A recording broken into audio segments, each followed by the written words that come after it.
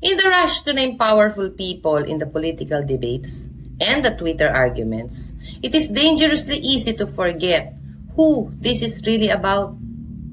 The victims. Young girls, some as young as 14, who were approached by Maxwell or Epstein's recruiters. Many came from difficult backgrounds. Some needed money for their families.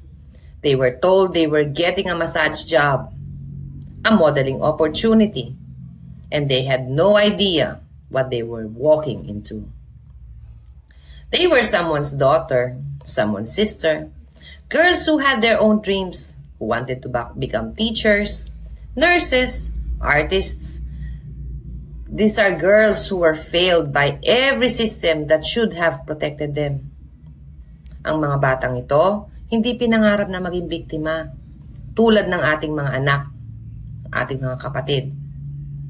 Ordinaryong tao na sinasamantala ng mga hindi ordinaryo.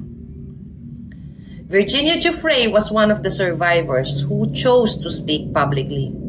She described years of abuse, of being trafficked to powerful men, of trying to be heard and being ignored, threatened and discredited.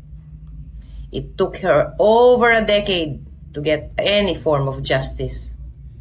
While she fought for the world to believe her, the men she accused attended galas, received awards, gave speeches about ethics and values.